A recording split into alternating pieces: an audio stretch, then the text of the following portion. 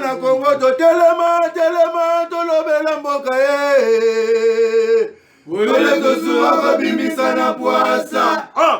Ba député to votaki bazo salarien. To tele la funa bazo salarien. Congo to lega na mwamba bazo salarien. To tele lukunga bazo salarien. Na baboko kuna bibembe bazo salarien. Ato tonga na changu bazo salarien.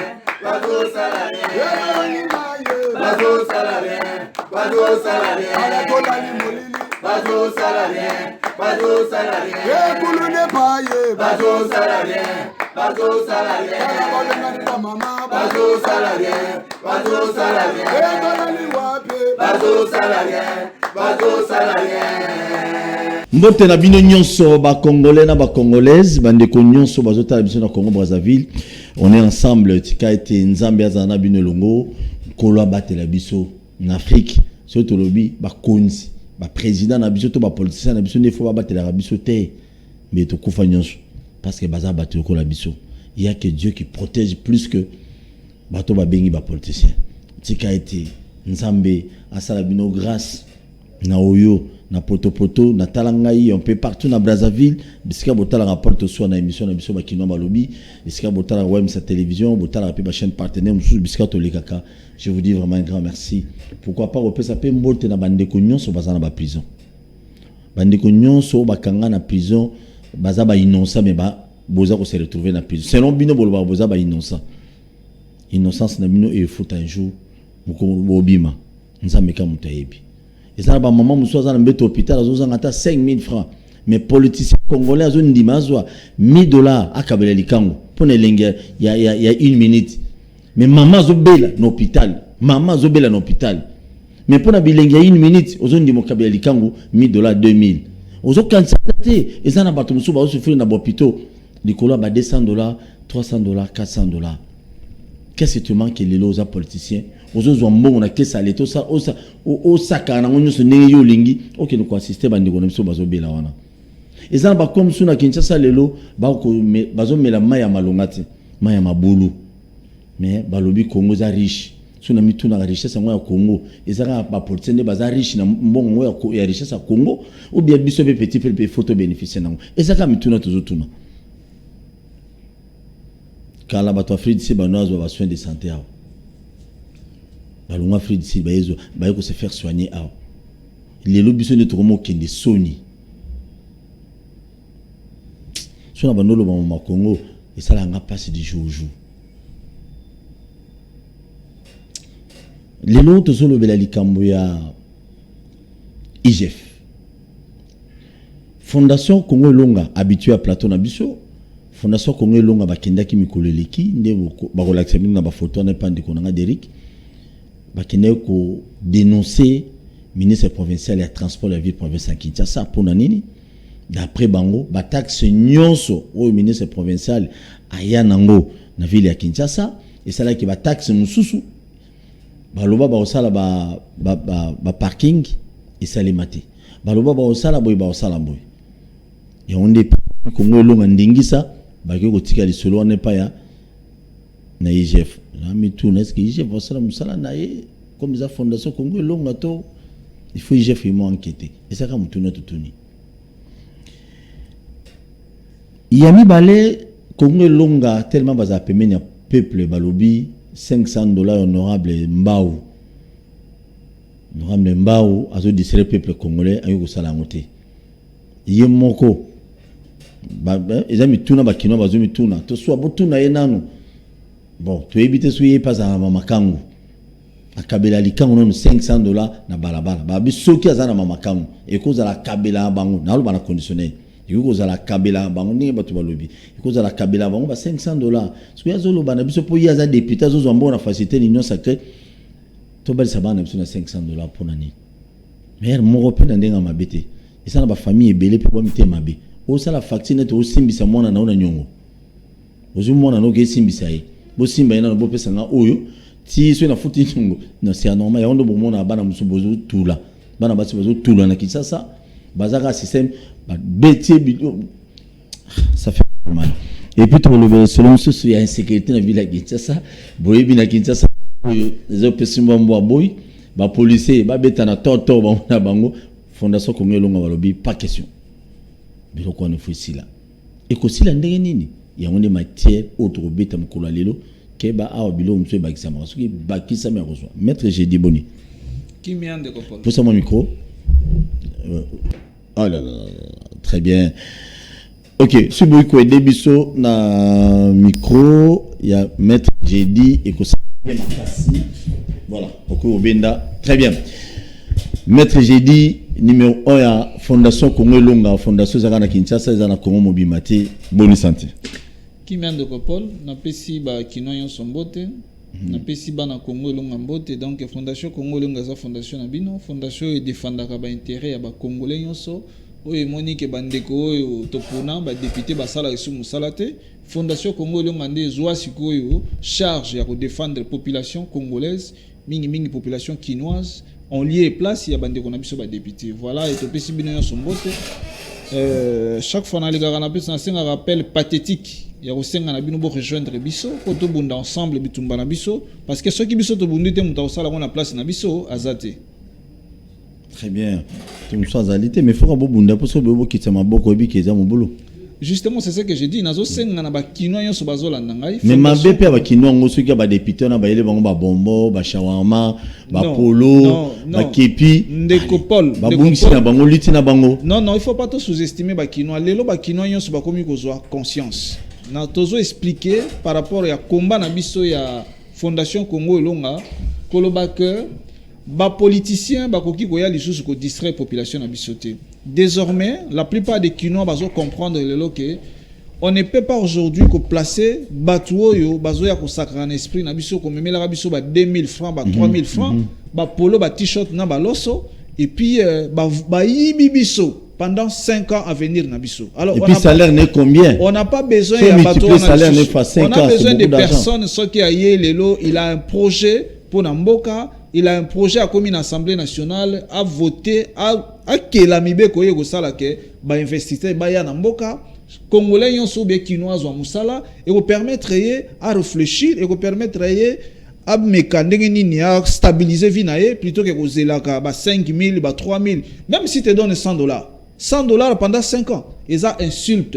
Donc biso na fondation bon, Congo Elonga combien nanu biso na fondation Congo Elonga tolobi député nyonso akoya akabelio 5000 akabelio 10 000 francs député wana boke bana ya inde ko finga bino et donc on n'a pas besoin de ce genre de personnes. On a besoin de personnes aujourd'hui lorsqu'ils viennent réfléchir avec vous, ils viennent construire avec vous.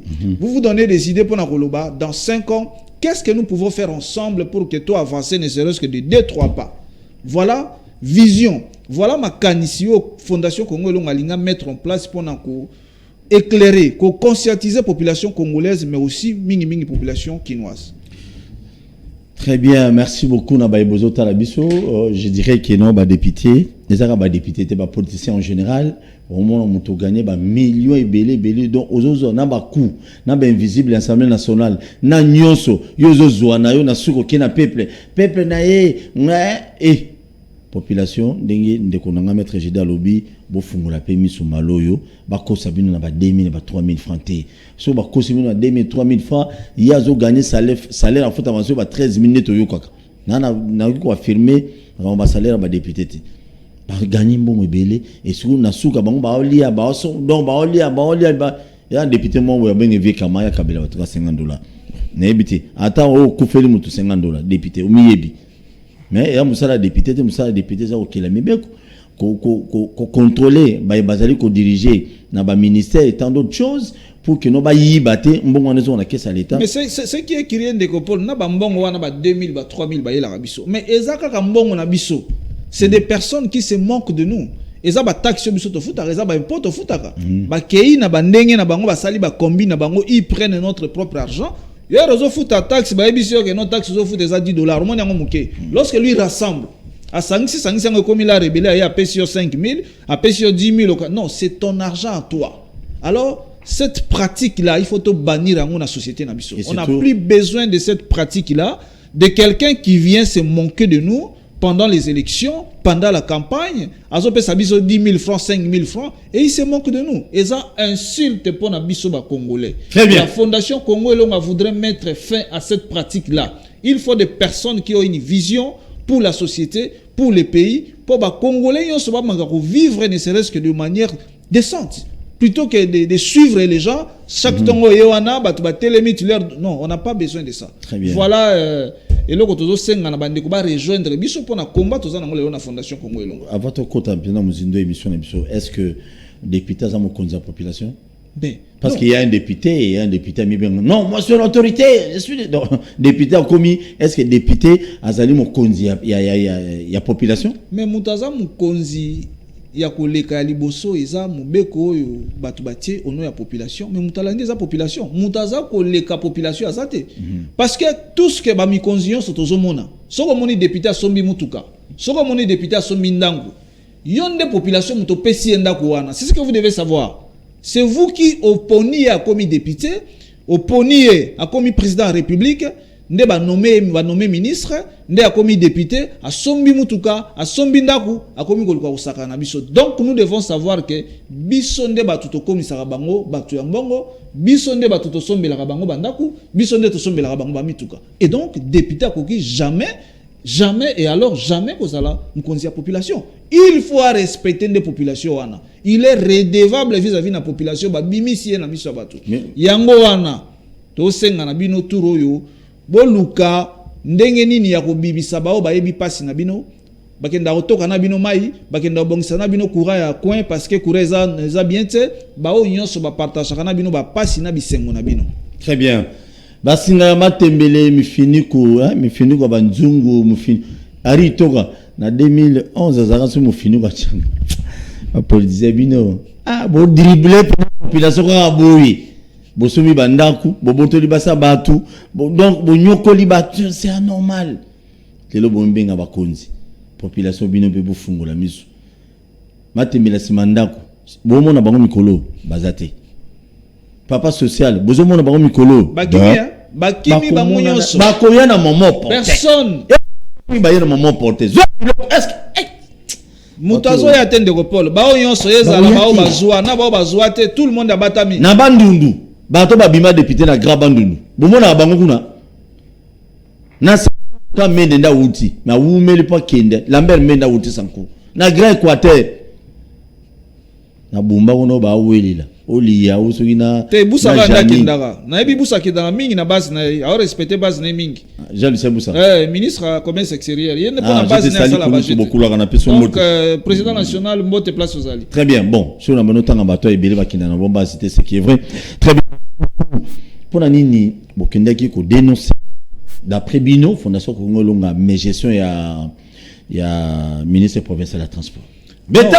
Ndeko Polo, merci beaucoup pour la question. On a une question très pertinente. Ils ont préoccupé la bandeko et basala comme ça la transport. Ils ont na ba kolomituka, ils ont na ba kino parce que grâce à bandeko on a des ba kino basala ba mouvement et kenda kwaye musala. Et donc tozala qui saisi par bandeko na biso ba mangomba ya ba kumbi mutuka pour na koye bisa que vous souviendrez la fois passée tokendaki ko mon ministre provincial, on lui a écrit to senga qui quand même expliquer à la population comment se fait-il que non tracasserie eza makasi, comment se fait-il que non bato bazo futa ba taxe pour na kotonga parking, comment se fait-il que bazo futa ba vignette menzela kaka eza mabe banzela akati oyebi mo banzela akati on ezala bien. Il faut pas toujours dire que non c'est revenir au gouvernement national, mais aussi il y a la part du gouvernement provincial. Mais mbongo wana nyonso bakumbi mutuka na ba kolomituka ba futaka mbongo wana ezo sala nini ezo kende wapi.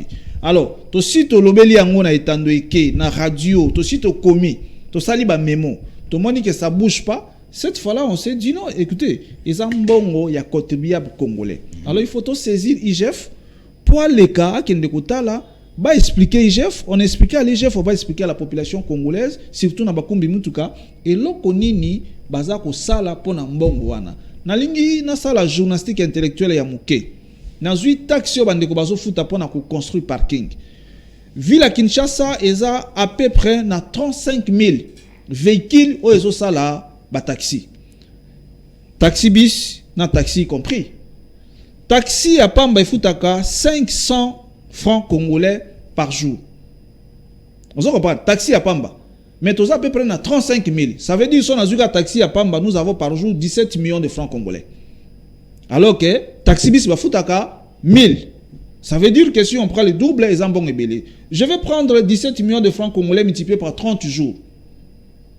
Ça veut dire que ville à Kinshasa, taxe kaka pour construire un parking, et obima 525 millions de francs congolais par mois. Mbongo wana basi bafuta. Je vais prendre pour une année. Je prends 525 millions de francs congolais multipliés par 12 mois. Ça nous donne 6 milliards 300 millions de francs congolais. Alors, nous avons à peu près 2 ans, plus de 2 ans, on a à peu près 12 milliards. Alors, dans les 12 milliards, on ici et Bibi, on a fait ça mbongo.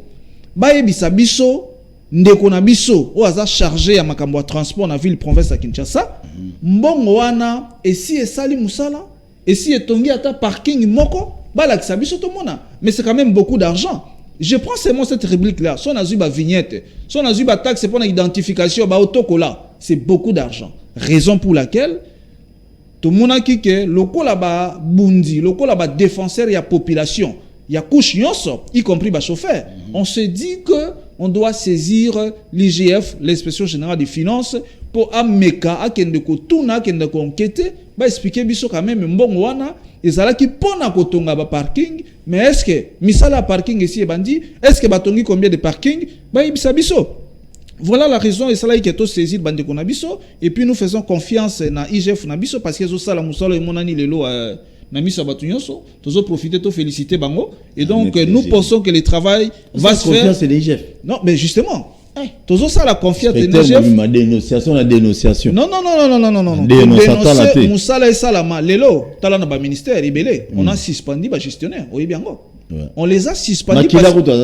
On les a suspendus parce que l'IGF a ça va faire des années que ce genre de pratiques est là qui alors tous encourager bango, tous féliciter bango. Ba les bandete. Va continuer tina souka ba traquer mutunyo so tina souka parce qu'il faut quand même moraliser la classe politique. Très bien. Il faut quand même respecter la res publica. Donc voilà la raison pour laquelle tu connais IGF.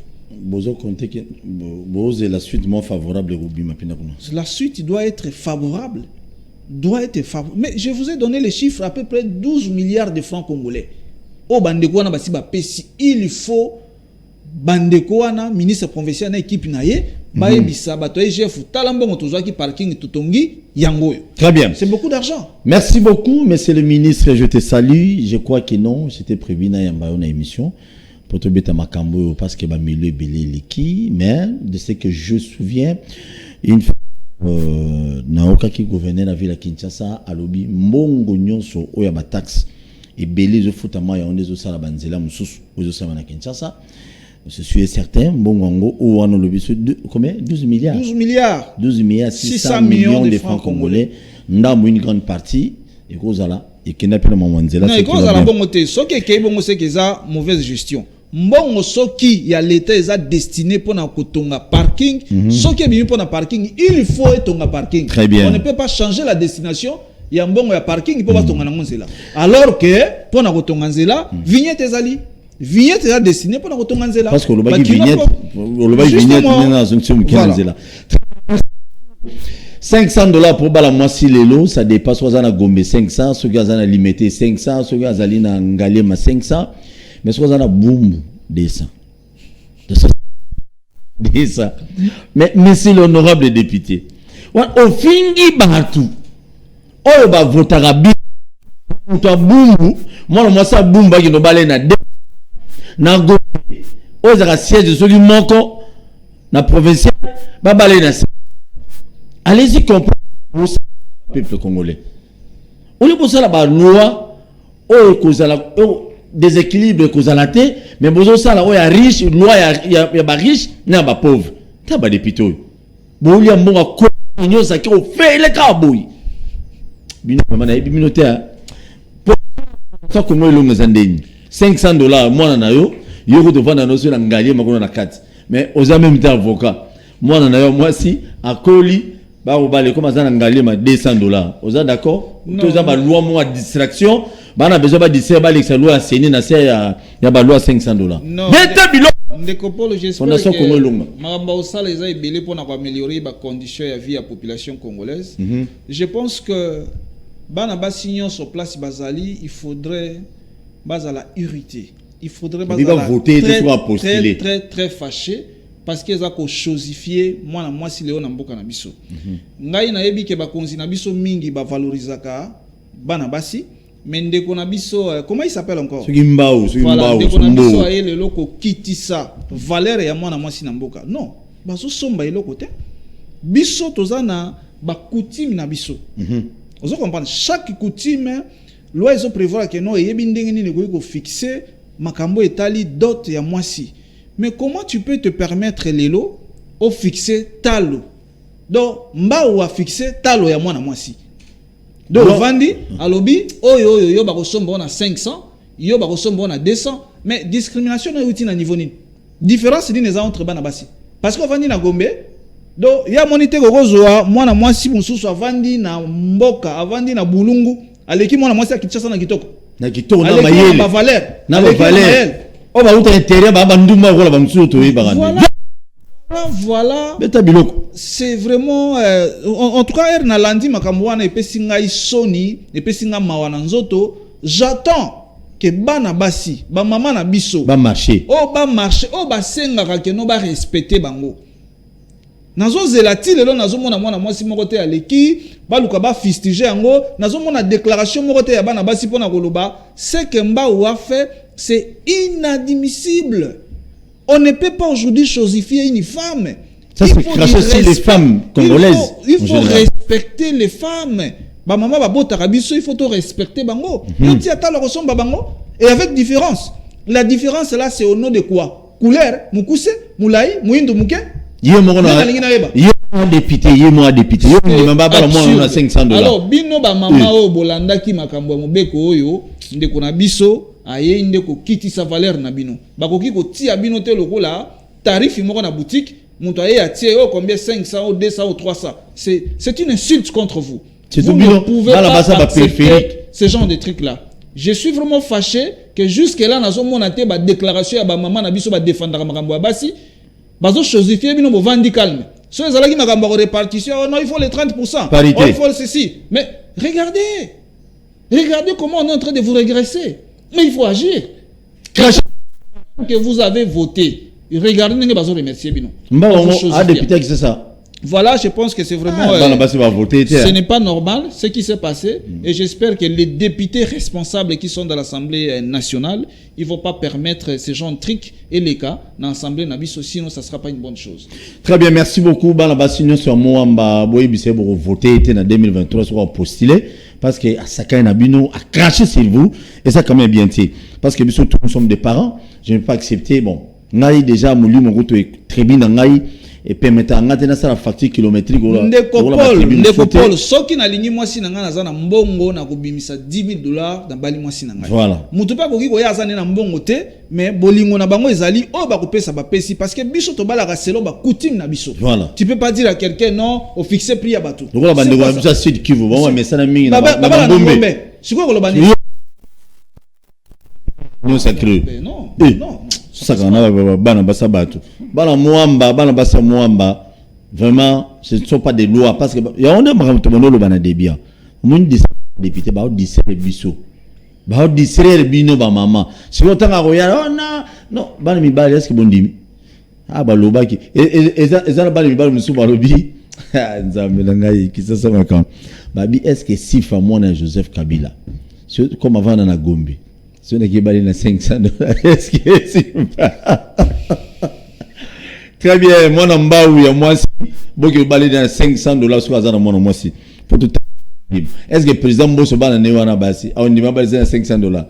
Ce sont des choses quand même. Est-ce que loi on a na minute ou net au soir boy maître j'ai dit loi on a il y a une cause à priorité na souffrance n'a pas ça congolais. Non, ndekopoli ya mona uté koloba nous avons besoin de personnes lorsqu'ils arrivent pour améliorer les conditions sociales ya ba congolais, il faut réfléchir ko voter mibeko oyo ko sala ke batuba ba paya na ba congolais ko faciliter ba congolais ba investir pour ba créer ba emploi ba pesa ba congolais misala. On n'a pas besoin. Dis-moi, lelo na bali moi si na $500 mais nazana mbongo te na lié c'est lobby tina nangoni. La meilleure des choses c'est que ba congolais ba zo misala akobala moi si na ye ata na $2000 $3000. Il faut plutôt améliorer les conditions de vie na bango. Le reste là, ça n'a pas d'importance. Très bien, merci beaucoup. Bossala Balois, tout d'abord, yo député à Mouamba wana. Limité à Mouamba. Mais comment bazo nyoko la ba journalier ba congolais journalier pas ba expatrié na ba entreprise na bango. Ba ça bon musala ya passe, ya ba produits chimiques mais loi ya $500 libala. Que non oh ça loi par rapport ya ba expatrié au ba nyoko la ba tukuna na limité. Kingabo mobimba na ba journalier nyoso ba congolais ba futa mabe et pas ba indien ba libanais ba chinois ba beta mabu na kobeta. Ils ont députés ont mis informés que tout soit. Bon c'est l'année. D'autres 2023 contre campagne na kosala pour na bino. Ah bon ça va proposition ba loi. Contre campagne. Bon le boto soit chana se. Na chana se yozoli ambongo kuna oko na mitoa ba congolais makasama be. Et tabamba musu député. Très bien.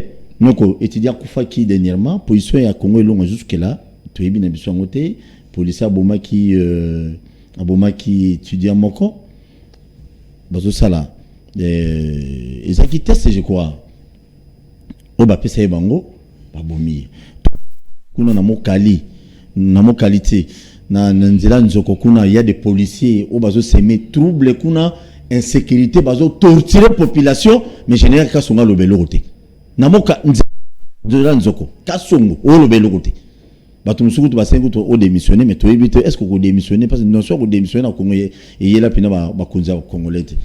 Non, ndeko Paul Tossou a ebi ke biso ba fondation Congo elonga to défendre ba intérêt à batuyon sur les étudiants couche sociale nyonso biso to défendre. Sans exception. Nous avons fustigé cette façon de faire. Il y a ba policiers et bandits le lotin ebi dossier adoli makambo na zaki mutali boso ko dénoncer yango na senga kiti na suka pe ndeko na wana akenda akota boloko ebi akota boloko et donc ali avungule na za parmi bato ba défendre ba intérêt wana dossier ba insécurité il y a non respect ya ba policiers vis-à-vis na bandeko na biso ba civil biso to ba civil to fistija kango tozo senga que enquête et se poursuivre jusqu'à ce que ce qui s'est passé dans ndeko na biso étudier à Inikin wa kenda iko sala azo sala na stage na ya stage pratique ba pesi bango travail pratique ba sala et ils étaient en train d'enregistrer et les policiers qui turent dessus c'est absurde bitumbeza na est to so alinga na poso beta masasa ki na est okobeta ndeko na masasa yango ezaka yimoko te mutakufaki et ya ko étudiante mususu et puis na ba beta ki kota dendo kusi nyonso ben justement ya Anna Saint-Joseph il semblerait enquête et kenda tina suka ba responsable wana bazala comment dire bazala poursuivi et puis ba subir rigueur à la loi. De la même chose pour Namokali. Mais aussi, on se pose la question, qu'est-ce qui se passe dans le commandement de la police Nabiso?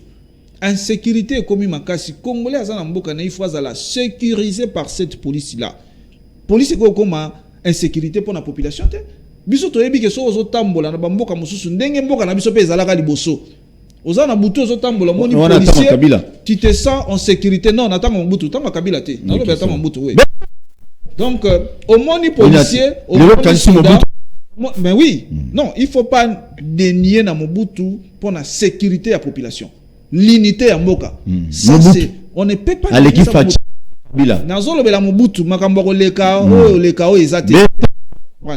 Et donc, tozo senga na bandeko na biso ya ba policier, soki to moni bino ba policier to se sentir en sécurité plutôt qu'en insécurité. Toza wana, toza bandeko bino boza pona batela biso. Et pourquoi bozo tirer biso dessus? Et donc,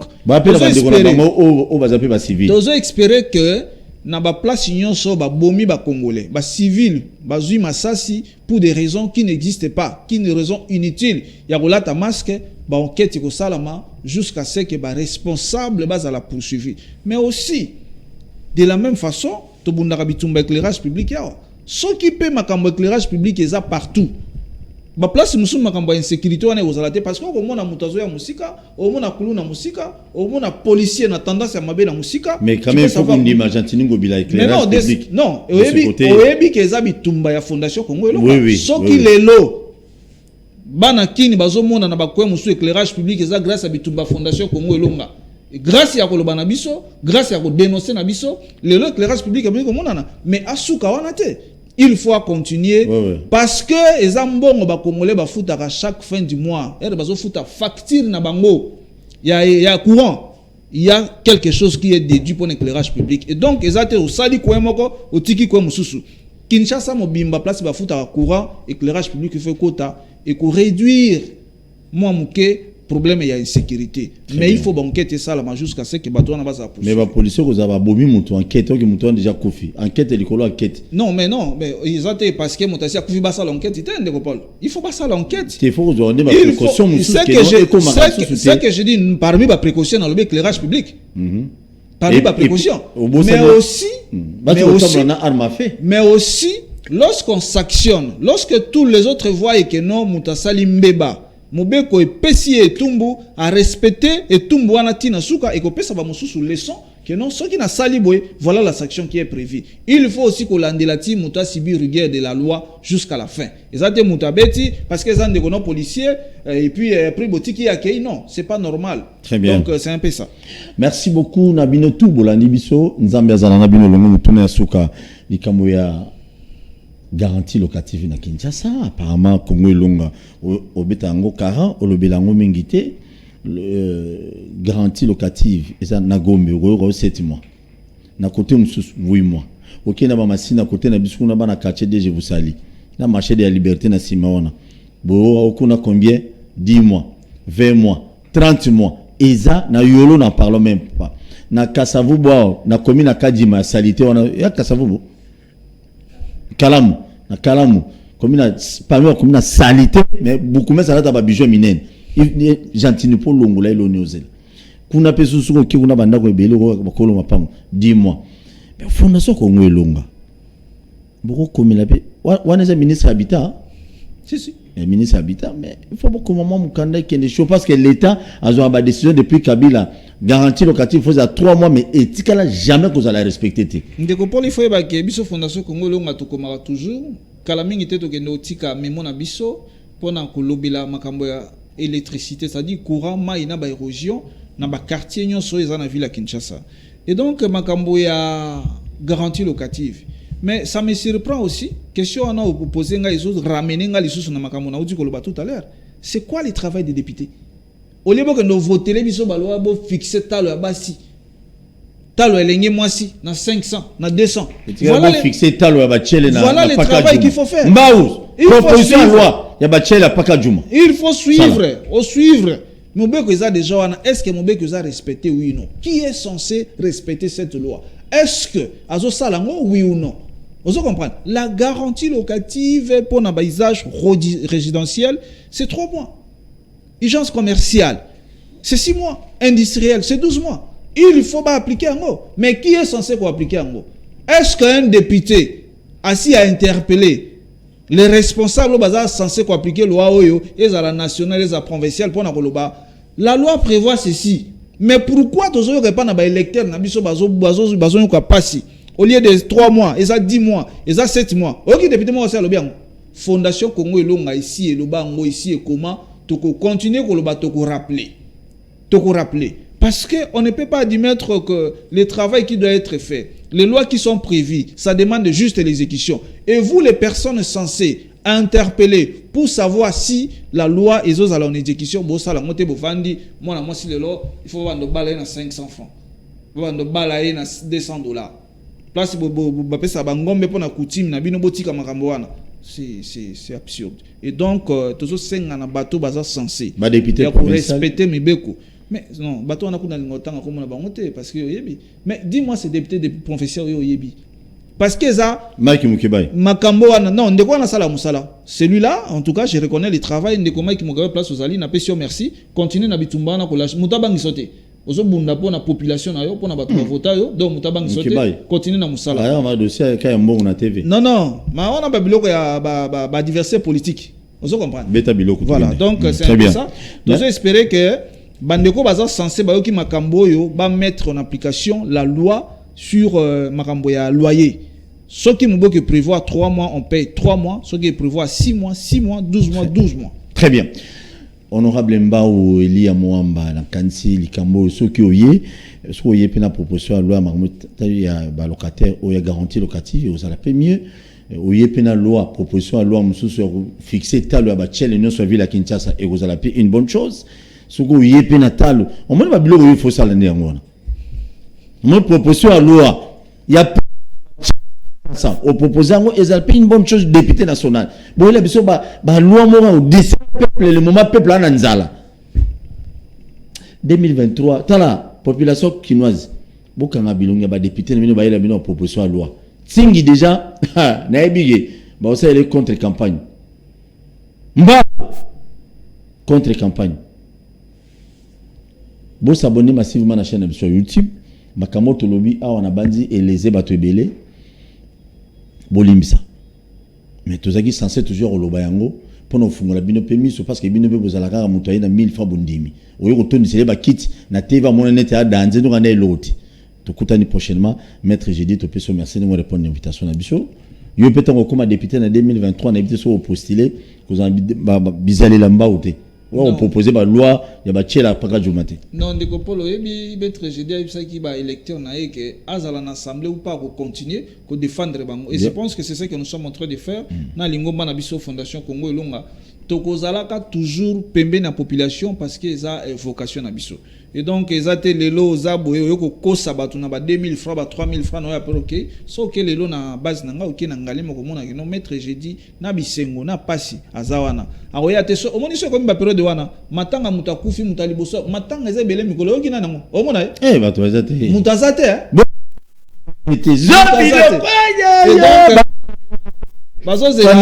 babiloko wana neni contre campagne za ki mbwa mo ekufi kuna telefona kunda mbwa wana mama atie banderole mikolo eza isute on n'a pas besoin de ce genre de personnes on a des personnes qui vous aiment parce que vous êtes ses frères très bien parce que vous êtes des amis parce que vous êtes des humains ezate pona ba intérêt moko quelconque a commis pembeni matanga ebi mazali oh non ni neza kuna te na ozo en charge non eza amour moko ya hypocrisie il faut amour vrai ezala pona ba ndeko na yo ezala pona mboka na et donc pona bitumba na biso to sengi bino bo rejoindre biso ebele na fondation Congo Elonga pour permettre biso ensemble to bunda bitumba na biso moko pour que lobby to trouver gain de cause to trouver ba solution na ba problème na biso opinion so et donc rejoignez-nous dans la fondation Congo Elonga merci et salutations à tous les Kinois merci beaucoup to kutana prochainement ndenge za bombo mesano nazo suka na toli o na ba marié nyonso awa mbao ena disolo 500 $. Na bigeli kana ngote ya ba distraction na bango bana ba loi musufu ba mbia bino ka bongo ba alexa makama minene kono dikama seni ezo leka kaka nani wana suki nani wana yenda zo kuma ezaka même schéma ba kinena malonda bango ba baloli yango ba chimtu na bango ya problème ti mais asala musala pour intérêt na éviter ce que élection est crédible na éviter bino ba marié zala fidèle en moi sinayo nazozongela bino chaque jour pour ba marié bele ba obenga tala depuis au bala wana ba makango suki 10 moi sinon la taille lamba cherté bana no ba makode ba kilote toboka na sima mozo a $50 $20 kabeli likango kanis passe au niveau na mwasi na yo awa mba wa elibiso mwasi papa pardon wana ya liboso ya mibale na mituna rabino ba comédien boso organiser te poani ezana comédien moko ya muyome gauche asala pe succès ao de succès na bino zala ba yemba bino ba mona bino to bo exception na TV et puis aux autres organiser na 10 francs na 20 francs noté organisez-vous ça fait honte des comédiens congolais tout le monde ba comédien Congo Brazzaville ba kufara tout le monde a raté ba ki ko ba beta ba porte ba ministre était. Nous avons besoin de s'organiser et que vous avez une bonne chose pour ce Koufi. Oh, pour naïbige et soube ça y c'est ça Koufi ils a bonté. Kitoko. Maître j'ai dit te contane prochainement si Dieu le permet. Merci. Na Congo to telema to lobela mboka Ole to suwa bimisa na poasa. Ba député to votaki bazo salarié to tele la funa bazo salarié Congo to lega na mwamba bazo salarié to tele lukunga bazo salarié na bako kula bibembe bazo salarié bazosala rien. Atozonga na changu, bazosala rien, bazosala rien. Bazosala rien, bazosala rien. Alakola ni molili, bazosala rien, bazosala rien. Ekulune paye, bazosala rien, bazosala rien. Alakola ni mama, bazosala rien, bazosala rien. Ekulune wape, bazosala rien, bazosala rien.